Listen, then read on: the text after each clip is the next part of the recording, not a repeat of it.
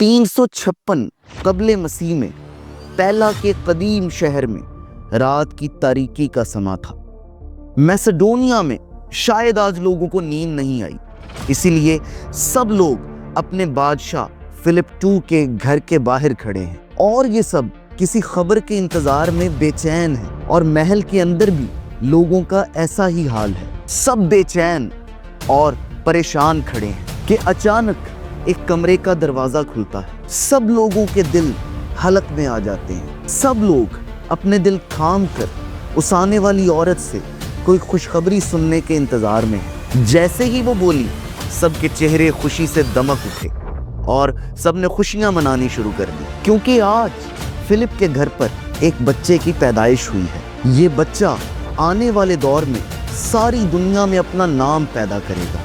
آنے والے دور میں ساری دنیا اس بچے کو ایک عظیم فاتح کے طور پہ یاد کرے گی۔ آنے والے دور میں اس بچے کے نام کے ساتھ عظیم کا لفظ لکھنا شاید لازمی ہو جائے گا۔ اس کا نام رکھا گیا الیگزینڈر دی گریٹ۔ اب ظاہر ہے یہ ایک بحث طلب بات ہے کہ وہ عظیم تھا بھی یا نہیں، ہم اس بحث میں پڑے بغیر آگے بڑھتے ہیں۔ الیگزینڈر کو ہمارے ہاں سکندر بھی کہا جاتا ہے، اس لیے میں سکندر کا لفظ ہی اس کے لیے استعمال کروں گا۔ سکندر کا بچپن بڑا قابل رشک تھا، اور وہ اس لیے کیونکہ اس کے لیے جو استاد رکھا گیا وہ کوئی عام انسان نہیں تھا۔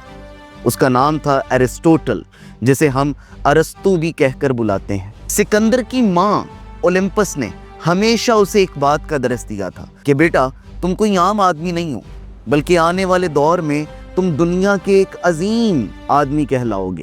میسیڈونیا میں بغاوت ہوئی، فلپ کو قتل کر دیا گیا، اور نوجوان سکندر جو صرف ابھی 20 سال کا تھا، اس پر ایک کڑا وقت آ گیا۔ اسے اس چھوٹی سی عمر میں ہی تلوار ہاتھ میں اٹھانی پڑی۔ ابھی تک کسی کو اس بچے پر اعتبار نہیں تھا، کیونکہ وہ بس ایک چھوٹا سا بچہ تھا، مگر جس طرح سے اس نے اپنی عقل مندی اور بہادری کا استعمال کرتے ہوئے اس بغاوت کو کچلا، تو سب لوگوں کا یقین اس بچے پر بڑھ گیا، اور وہ سمجھ گئے کہ ہمارا اگلا بادشاہ بننے کا یہ پورا حقدار ہے۔ وہ ایک طوفان تھا جو میسیڈونیا سے اٹھا اور اب شاید تھمنے والا نہیں تھا۔ میسیڈونیا کو متحد کرنے کے بعد اس کا کانفیڈنس اس قدر بڑھ گیا کہ اس نے ایک مہم کا آغاز کیا، ایک ایسی مہم جس میں اسے ساری دنیا کو فتح کرنے کا شوق تھا۔ اس کے راستے میں جو بھی آیا وہ اسے کچلتا گیا۔ فارس پہنچا تو وہاں اپنی چھاپ چھوڑی، مصر پہنچا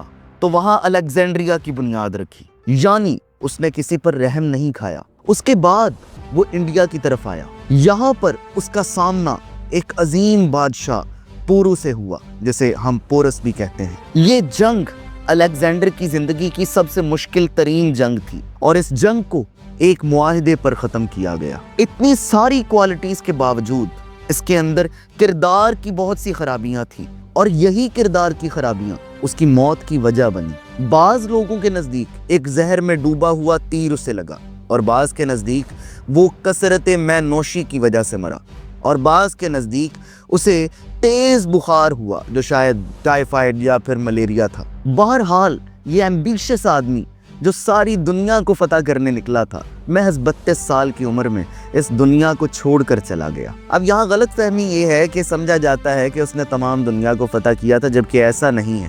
اس نے صرف چند علاقوں کو فتح کیا تھا، تو یہ ساری دنیا والی بات ایک ایگزیجریشن ہے۔ ایمبیشس وہ ضرور تھا، مگر شاید اسے گریٹ کہنا ایک اور ایگزیجریشن ہے، کیونکہ میرے نزدیک یا بہت سے تاریخ دانوں کے نزدیک اس نے کوئی ایسا کارنامہ سر انجام دیا نہیں کہ جس وجہ سے اسے یہ ٹائٹل دیا جائے، لیکن عرف عام میں یہ بولا جاتا ہے تو ہم بھی یہی بول دیتے ہیں۔ جبکہ تاریخ میں کئی ایسے لوگ موجود ہیں کہ جنہوں نے بڑے عظیم کام کیے، اور وہ سکندر سے زیادہ علاقوں کے فاتح تھے، مگر ان کے نام کے ساتھ گریٹ کا ورڈ استعمال نہیں کیا جاتا۔ آپ کی نظر میں ایسے کون سے حکمران ہیں کہ جن کے نام کے ساتھ گریٹ کا ٹائٹل لازمی لگنا چاہیے لیکن لگایا نہیں جاتا؟ نیچے کامنٹ میں ضرور بتائیے گا۔ Subscribe this channel.